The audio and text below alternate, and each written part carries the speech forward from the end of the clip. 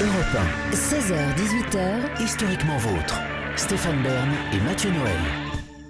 le récit. Nous sommes effectivement le 10 Thermidor en 2. Comprenez Mathieu, le 28 juillet 1794, au cœur de la plus terrible période de la Révolution française qui ne cesse depuis 5 ans de tout bouleverser jusqu'au calendrier. Ce jour-là, la chaleur étouffante n'empêche pas la population parisienne de se presser place de la Révolution. Comme spectacle, sous le soleil estival, on vient voir tomber une tête.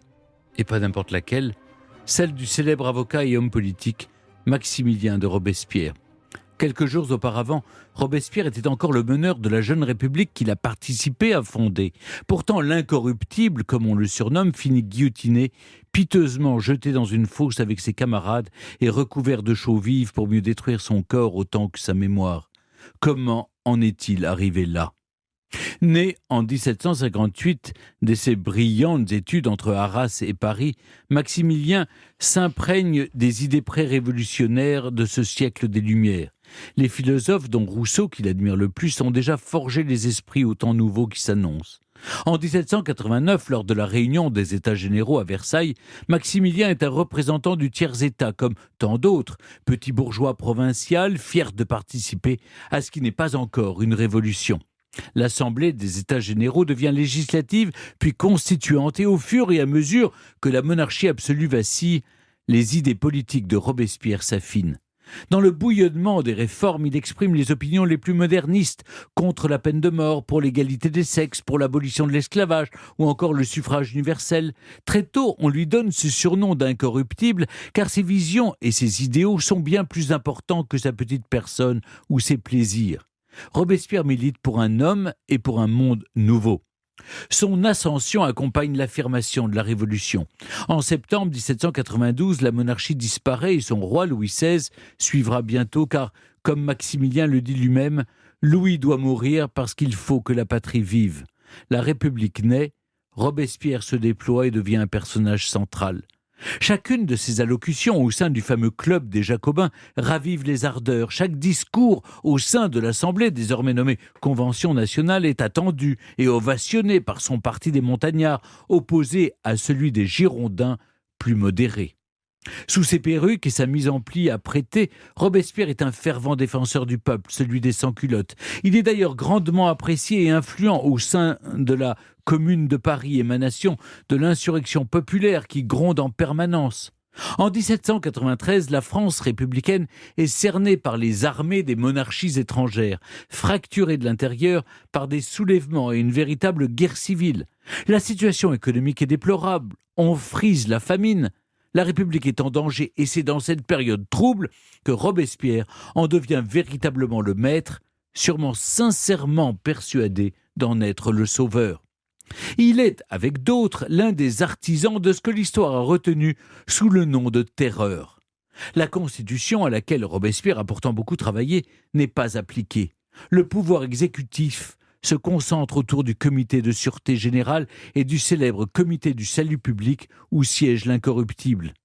Il ne détient pas les pleins pouvoirs, en fidèle légaliste qu'il est. Il n'est jamais seul à décider, mais son ombre plane sur toutes les actions et les décisions. Guidé en permanence par le souci de faire advenir pleinement le régime républicain, il voit d'abord du danger dans l'excès. Ce sont donc les fractions les plus radicales qu'il s'évertue à affaiblir, ou disons-le plus simplement à éliminer.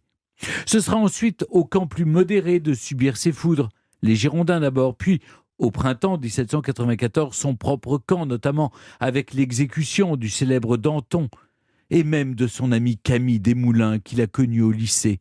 Cette apparente et glaçante indifférence au sort de ses proches participera de sa légende noire d'implacable coupeur de tête. Nous sommes alors dans une période qui semble a posteriori totalement folle, où règne la paranoïa et l'hystérie collective. En à peine plus d'un mois, entre juin et juillet 1794, ce sont pas moins de 1376 têtes qui passent sous le couperet de la guillotine. On peut être jugé pour un rien.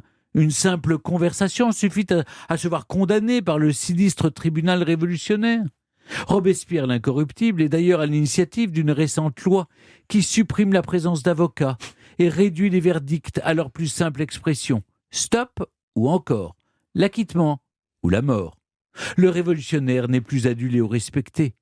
Il est désormais craint. À la Convention, on ne vote plus par conviction, mais simplement par peur de la guillotine. On commence à le traiter de dictateur. On ne voit plus en lui un homme éclairé, mais un mégalomane insatiable. Le peuple, tout comme les députés, ne comprennent pas pourquoi, alors qu'on a pillé les églises et fait déporter les prêtres, Robespierre en vient en ce printemps 1794 à imposer le culte de l'être suprême, sorte de dieu laïque.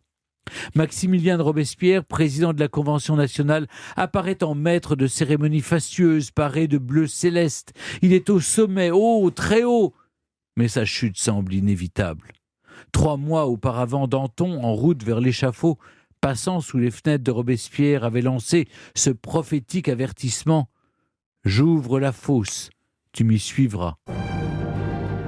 À l'été 1794, les tensions s'exacerbent dans un nœud d'intrigue. Robespierre sait ce qu'on dit de lui et va tenter de raffermir sa position. Le 8 Thermidor, face aux députés, il admet sa responsabilité dans la terreur, mais en rejette les excès sanglants sur ses adversaires.